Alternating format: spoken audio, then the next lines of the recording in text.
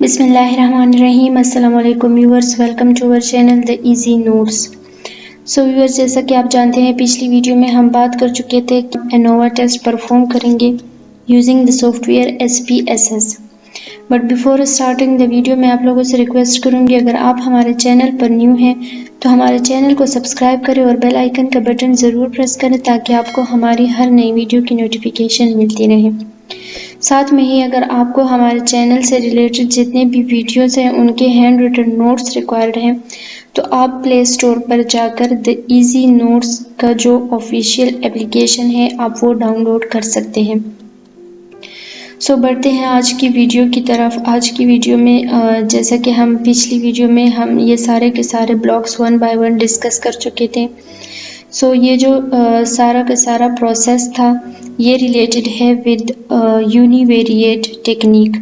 Actually statistic में हम 3 type of analysis perform करते हैं, univariate analysis, bivariate and multivariate analysis. So हर एक टाइप ऑफ एनालिसिस जो है वो सेल्फ एक्सप्लेनेटरी है, उसके नाम से ही जाहिर होता है। अब यूनिवेरिएट एनालिसिस का मतलब ये है कि ऐसी एनालिसिस जहाँ पर जो हमारा वेरिएबल ऑफ इंटरेस्ट है वो सिंगल हो, वो यूनी हो। इसी तरह अगर हमारे जो वेरिएबल ऑफ इंटरेस्ट है वो 2 हो जाए तो फिर हम बाईवेरिएट जो टेक्निक्स हैं एनालिसिस के फिर हम वो यूज़ करते हैं। और इसी तरह अगर मोर देन 2 हो हमारे वेरिएबल ऑफ इंटरेस्ट तो फिर जो टेक्निक परफॉर्म होती है for the analysis of the data वो उसे हम कहते हैं मल्टीवेरिएट एनालिसिस। सो ये जो पूरी की पूरी स्टोरी है, ये जो सारे का सारा प्रोसेस है ये रिलेटेड है यूनिवेरिएट एनालिसिस से। और यूनिवेरिएट एनालिसिस में जो फिर फर्स्ट टेक्निक है दैट इज़ टी टेस्ट।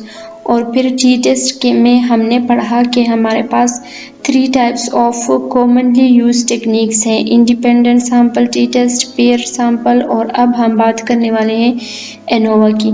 सो पिछली वीडियो में हम डिस्कस कर चुके थे कि एनोवा हम कब यूज़ करते हैं। एनोवा टेस्टिंग हम तब परफॉर्म करते हैं जब हमारे पास जो नंबर ऑफ ग्रुप्स हैं जिनकी हमने कंपैरिजन करनी हो, जिनके बीच हमने डिफरेंस फाइंड आउट करना हो वो मोर देन 2 हो। सो जब तक 2 ग्रुप्स हमारे पास होते हैं तो तब हम independent sample t test perform करते हैं। लेकिन अगर हमारे जो नंबर ऑफ ग्रुप्स हैं वो एक्सीड कर जाए फ्रॉम 2 तो फिर हम एनोवा टेस्ट परफॉर्म करेंगे।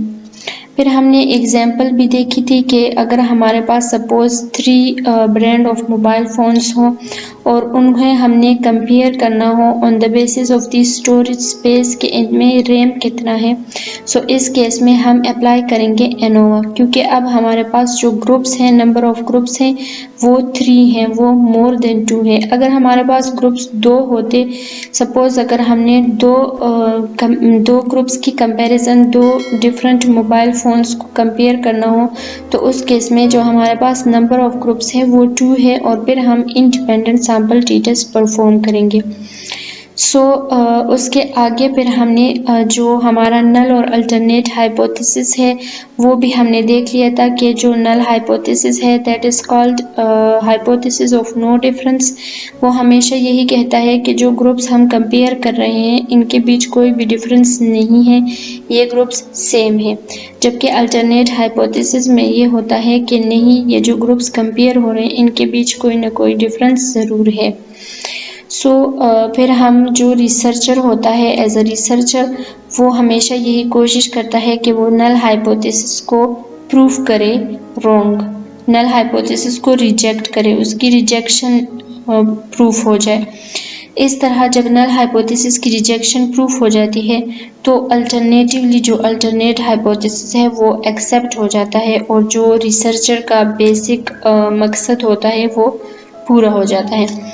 इसके आगे हमने पी वैल्यू रूल के बारे में पढ़ा था कि जब हम अपने सैंपल डेटा पर स्टैटिस्टिकल कैलकुलेशंस अप्लाई करके उनसे जो हमारे पास रिजल्ट्स आते हैं तो फिर हम उन्हें इंटरप्रेट करते हैं हम उनकी इंटरप्रिटेशन करते हैं to the whole population, extending information from sample to the whole population.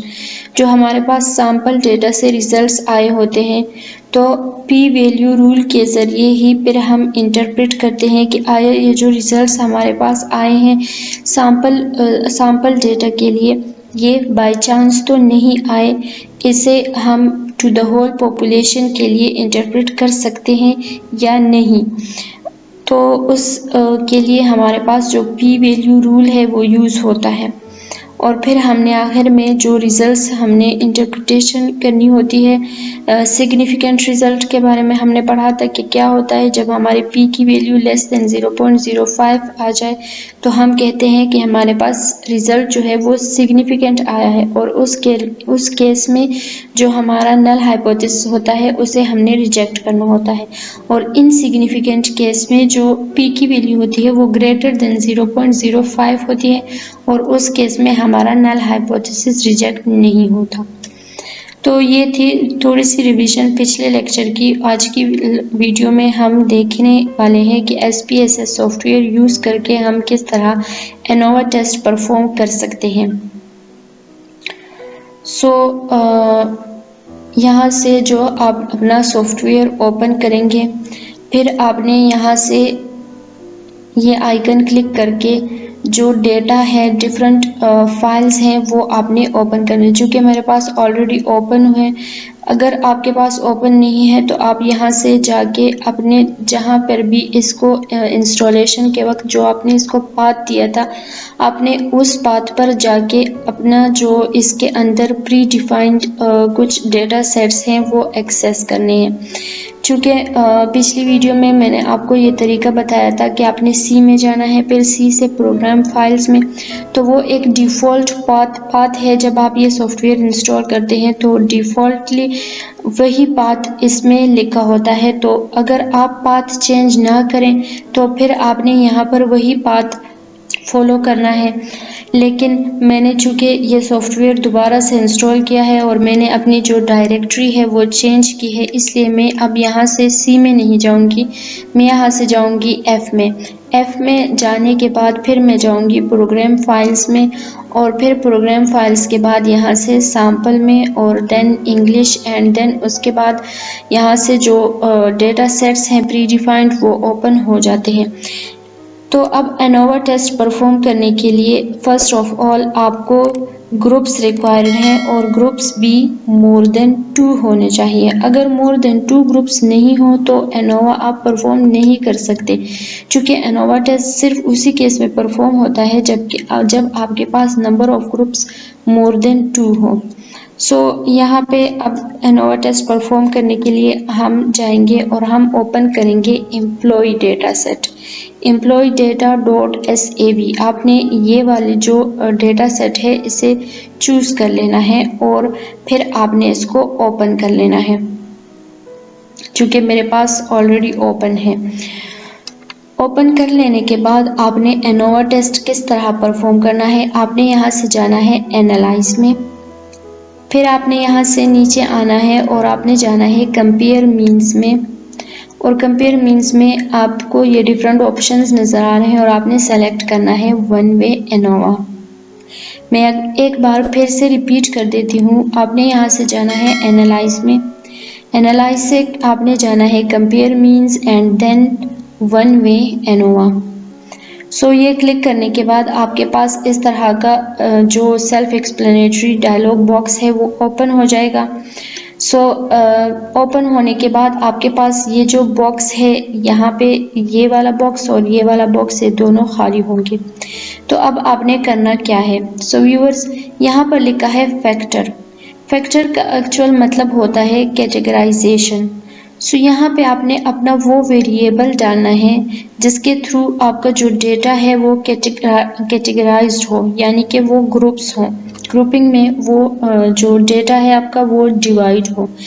तो आपने इस डेटा सेट में ढूंढना है कि हमारे पास जो कैटेगराइजेशन वेरिएबल है वो कौन सा हो सकता है। तो मैं इसको फ़िलहाल यहाँ से क्लोज़ कर देती हूँ। जो हमारे पास इस डेटा सेट में डिफरेंट वेरिएबल्स हैं वो आपको यहाँ पे नज़र आ रहे हैं। सो अगर हम यहाँ पे जो वेरिएबल है हमारे पास जॉब कैट, अगर हम इसकी बात करें, आप इस पर डबल क्लिक करें या आप यहाँ से वेरिएबल व्यू भी ओपन कर सकते हैं। तो अगर हम यहाँ से इसकी जो एम्प्लॉय कैटेगराइजेशन, इसका जो लेबल है complete, that is employ categorisation, अगर हम इसकी बात करें तो यहाँ से आपको पता चलता है कि हम अपने डेटा को इस वेरिएबल के थ्रू डिफरेंट ग्रुप्स में डिवाइड कर सकते हैं, यानी कि ये जो वेरिएबल है ये हमारा ग्रुपिंग वेरिएबल बन सकता है। यहाँ से आपने यहाँ पे डबल क्लिक करने के बाद आपके पास ये जो डायलॉग बॉक्स अपीयर हुआ है, यहाँ पे आप देख सकते हैं एक्चुअली हमारे पास 3 ग्रुप्स हैं। जो फर्स्ट ग्रुप है that is clerical staff, second है कस्टोडियल स्टाफ और थर्ड है मैनेजर। सो इस तरह से जो एम्प्लॉयज़ हैं वो हमारे पास 3 डिफरेंट कैटेगरीज में डिवाइड हुए हैं। और अब सपोज एनोवा में हम क्या करते हैं, हम डिफरेंट ग्रुप्स को लेके on the basis of a single variable compare करते हैं। तो अगर हम कंसिडर करें कि अब हमारे पास जो 3 ग्रुप्स हैं वो है क्लरिकल, कस्टोडियल और मैनेजर, हमने इन 3 ग्रुप्स को कंपेयर करना है on the basis of their current salary suppose. तो यहाँ से आप देख सकते हैं हमारा ग्रुपिंग वेरिएबल क्या है, दैट इज जॉब कैट यानी कि एम्प्लॉयमेंट कैटेगरी, जो इसका लेबल है दैट इज एम्प्लॉयमेंट कैटेगरी। तो यहाँ से हमारे पास हमारे अपना ग्रुपिंग वेरिएबल जो है वो हमें पता चल गया है। तो यहाँ से आपने डेटा व्यू में जाना है और दोबारा से हम जाएंगे एनालाइज में, यहाँ से आपने जाना है कंपेयर मीन्स में और यहाँ से आपने सेलेक्ट करना है वन वे एनोवा। तो अब यहाँ से सपोज ये जो है इसको मैं फ़िलहाल यहाँ से हटा देती हूँ। ओके, सो फैक्टर वेरिएबल, अब हमारे पास हमारा फैक्टर वेरिएबल कौन सा है व्यूअर्स, याद रहे फैक्टर मीन्स जो हमारा कैटेगोरिकल वेरिएबल है, वो जिस वेरिएबल के थ्रू हम अपने जो हमारा डेटा है उसको हम डिफरेंट कैटेगरीज में डिवाइड कर रहे हैं, उस वेरिएबल को आपने यहाँ पर इंसर्ट करना है। तो वो अभी हमने देखा हमारा जो एम्प्लॉयमेंट कैटेगरी है उसमें 3 डिफरेंट ग्रुप्स हैं, कस्टोडियल एंड मैनेजर और जो फर्स्ट था क्लरिकल। तो इसको आपने यहाँ पर इंसर्ट कर लेना है और यहाँ पर आपने वो वेरिएबल्स डालने हैं जिनके बेस पे आपने इन 3 जो हमारे पास 3 ग्रुप्स हैं इनको कंपेयर करना हो। वो वेरिएबल्स इंसर्ट करने हैं यहाँ पर जिनके बेस पे आप इन 3 ग्रुप्स को कंपेयर करना चाहते हैं। सो सपोज हम इन 3 ग्रुप्स को कंपेयर करना चाहते हैं on the basis of their beginning salary. तो आप ये सेलेक्ट करें और यहाँ से आप ये एरो का बटन प्रेस करें तो ये जो वेरिएबल है यहाँ पे इंसर्ट हो जाएगा। आप यहाँ से मल्टीपल भी सेलेक्ट कर सकते हैं, लेकिन उस टॉपिक की तरफ मैं फ़िलहाल नहीं जा रही, मैं आपको बाद में बताऊंगी कि किस तरह आप यहाँ से मल्टीपल वेरिएबल सेलेक्ट करके उनको कंपेयर कर सकते हैं। सो फिलहाल हमारे पास सिचुएशन ये बनी है कि हमारे पास 3 ग्रुप्स हैं और उन ग्रुप्स को हमने on the basis of their beginning salary compare करना है।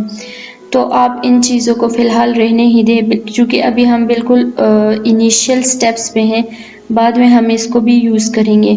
और आपने यहाँ पे ओके प्रेस कर लेना है। ओके प्रेस करने के बाद जो आउटपुट विंडो अपीयर होगी, यहाँ पे आपके पास एक ही टेबल अपीयर हुआ है दैट इज़ एनोवा टेबल। यहाँ पे जो हमारा वेरिएबल ऑफ इंटरेस्ट है जिसके बेस पे हमने कंपैरिजन हम कर रहे हैं वो है हमारा बिगिनिंग सैलरी। ओके, जो हमारे पास कॉलम है यहाँ पे जो इम्पोर्टेंट कॉलम है यहाँ पे दैट इज़ SIG। चूँकि ये बाकी जो कैलकुलेशंस हैं ये हमारा जो SPSS सॉफ्टवेयर है वो हमें ऑटोमेटिकली परफॉर्म करके दे देता है। जो हमारा यहाँ पे इम्पोर्टेंट कॉलम है जिससे हमारा कंसर्न है that is SIG value. SIG value क्या है, ये एक्चुअली वही P वैल्यू है और इसी कॉलम में जो वैल्यू हमारे पास आती है इसी को देख के हमने अपनी इंटरप्रिटेशन करनी होती है। उसके बावजूद भी अगर आप हम एक नज़र डालें, सपोज यहाँ पे जो है हमारे पास DF, ये है हमारे पास, इसे हम कहते हैं डिग्री ऑफ फ्रीडम। इसकी वैल्यूज़ किस तरह कैलकुलेट होती हैं। जो फर्स्ट ये वाली वैल्यू है इसे आप इस तरह से कैलकुलेट कर सकते हैं कि हमारे पास अब जो आपके पास नंबर ऑफ ग्रुप्स हैं उससे आप -1 कर लें तो आपके पास ये वैल्यू आ जाएगी। अब सपोज हमारे पास नंबर ऑफ ग्रुप्स कितने हैं 3, सो 3 - 1 दैट इज़ 2। सो वैल्यू ये वाली वैल्यू इस तरह कैलकुलेट होती है जो मतलब इसके लिए फॉर्मूला है। सो सेकंड वैल्यू जो है आप इस तरह कह सकते हैं कि इसको आप कैलकुलेट करने के लिए क्या कर सकते हैं, sample size minus number of groups. So sample size हमारे पास यहाँ पे क्या है, मैं यहाँ से ओपन करके आपको बताती हूँ। सैम्पल साइज हमारे पास यहाँ पे है, अगर हम नीचे आए तो टोटल रिकॉर्ड्स जो है नंबर ऑफ रिकॉर्ड्स वो है 474।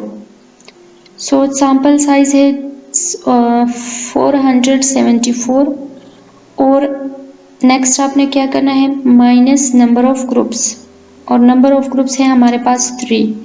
तो 474 से जब 3 माइनस होगा तो हमारे पास वैल्यू आ जाएगी 471। इसी तरह जो लास्ट है यहाँ से आपने क्या इसको आप किस तरह ऑब्टेन कर सकते हैं, सैम्पल साइज जो है उससे अगर हम -1 कर लें। सो सैम्पल साइज हमारे पास अभी हमने देखा दैट इज़ 474 एंड -1 तो आपके पास ये वैल्यू आ जाएगी।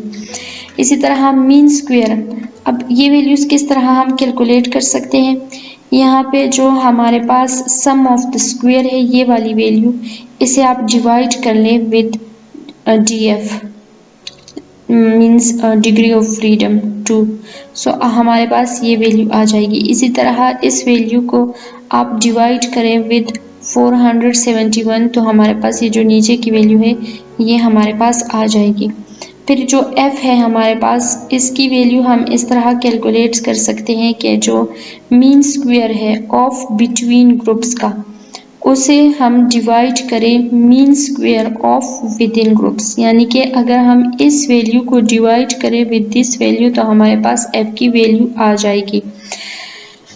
ओके, सो कैलकुलेशंस के बारे में आपने इतने फिक्रमंद होने की आपको ज़रूरत नहीं है क्योंकि इससे हमारा कोई कंसर्न नहीं है। हमारी जो इंटरप्रिटेशन होनी है that is related to the last column which is our p value और यहाँ पे अब हमने अपनी पी वैल्यू रूल जो है वो अप्लाई करना है। सो यहाँ पे हम देख सकते हैं जो हमारे पास रिज़ल्ट है वो सिग्निफिकेंट आया है, p की वैल्यू लेस देन 0.05 है।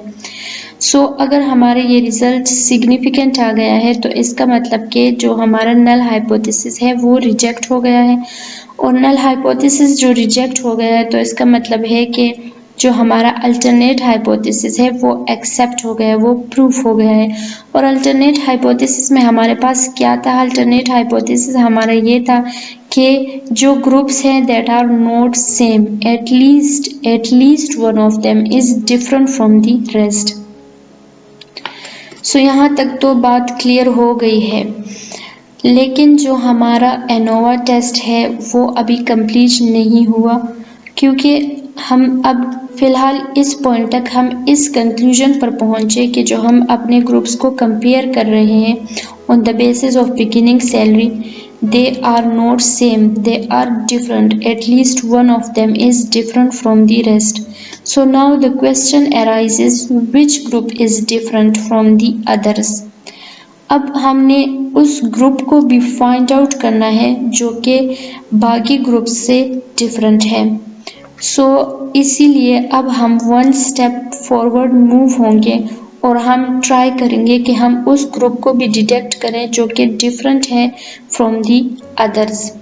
सो उस केस में अब हमने क्या करना है, ये जो हमारी रिक्वायरमेंट है अब हमने इसको फुलफिल कैसे करना है, किस तरह हमने इन ग्रुप्स के बीच वो ग्रुप फाइंड आउट करना है जो कि बाकी से डिफरेंट है। उसके लिए हम परफॉर्म करेंगे पोस्ट हॉक टेस्ट हम परफॉर्म करेंगे और पोस्ट हॉक टेस्ट से ही हमें पता चलेगा कि जो हमारे ग्रुप्स हैं इनमें जो डिफरेंस है वो कहाँ पर लाई हो रहा है। तो पोस्ट हॉक टेस्ट इंशाल्लाह हम नेक्स्ट वीडियो में परफॉर्म करेंगे और इसी के साथ जो हमारा एनोवा है वो कंप्लीट हो जाएगा। जो हमारे पास P की वैल्यू होती है जब ये सिग्निफिकेंट आ जाती है in case of ANOVA, so it's mean कि it is a green signal. ये हमें बता रहा है कि अब हमने पोस्ट हॉक टेस्ट भी अप्लाई करना है। इन केस अगर ये P की वैल्यू जो है ये इनसिग्निफिकेंट आती, हमारा जो नल हाइपोथेसिस होता वो रिजेक्ट ना होता, तो उस केस में फिर हम आगे नहीं जाते, क्योंकि जो अगर हमारा नल हाइपोथेसिस रिजेक्ट ना होता तो इसका मतलब ये होता कि जो हमारे नल हाइपोथेसिस की स्टेटमेंट है कि the groups are same there is no difference, तो उसको हम रॉन्ग प्रूफ कर ही नहीं पाए, तो उस केस में हमें आगे जाने की ज़रूरत भी नहीं पड़ती। उस केस में जो हमारा सारा का सारा प्रोसेस है वो यहाँ पर आकर ख़त्म हो जाता है और हम ये कंक्लूड कर देते, जैसा कि मैंने आपको पिछली वीडियो में बताया था कि इनसिग्निफिकेंट केस में हम ये कहेंगे कि sample data could not provide sufficient evidence against null hypothesis, so we can't reject it. So हमारा नल हाइपोथेसिस रिजेक्ट ही नहीं हो पाता और नल हाइपोथेसिस हमारा ये कहता है कि देयर इज़ नो डिफरेंस, तो इसलिए हम पोस्ट हॉक जो टेस्ट है वो फिर इस केस में परफॉर्म नहीं करेंगे। क्यों नहीं करेंगे? क्योंकि इसका कोई फ़ायदा नहीं होगा, क्योंकि हमारे पास जो स्टेटमेंट है वहाँ पर ये है कि there is no difference between these groups. So फिर हमें आगे जाने की ज़रूरत ही नहीं पड़ती कि पोस्ट हॉक टेस्ट तो इसलिए परफॉर्म होता है कि हम फाइंड आउट कर सके कि वेयर इज़ द डिफरेंस। तो अगर डिफरेंस है ही नहीं तो फिर आगे जाने की क्या ज़रूरत। सो उस केस में अगर हमारा जो P की वैल्यू है ये हमारे पास इनसिग्निफिकेंट आ जाए तो फिर हम पोस्ट हॉक है टेस्ट वो परफॉर्म नहीं करेंगे, लेकिन अगर ये सिग्निफिकेंट आ जाए तो फिर हमें must post hoc test perform करना होगा, क्योंकि पोस्ट हॉक टेस्ट से ही हमें पता चलेगा कि जो ग्रुप्स हैं ये इनके बीच डिफरेंस कहाँ पर लाई कर रहा है। सो आज के लिए इतना ही काफ़ी था। इंशाल्लाह नेक्स्ट वीडियो में हम पोस्ट हॉक टेस्ट परफॉर्म करेंगे और फाइंड आउट करेंगे कि जो हमारे पास 3 ग्रुप्स हैं क्लरिकल, कस्टोडियल और मैनेजर, इनके बीच डिफरेंस कहाँ पर है। अगर कोई भी क्वेश्चन हो आपका तो मस्ट जो कमेंट सेक्शन है वहाँ पर ज़रूर पूछिएगा। अभी के लिए इजाज़त दें। खुदा हाफिज़।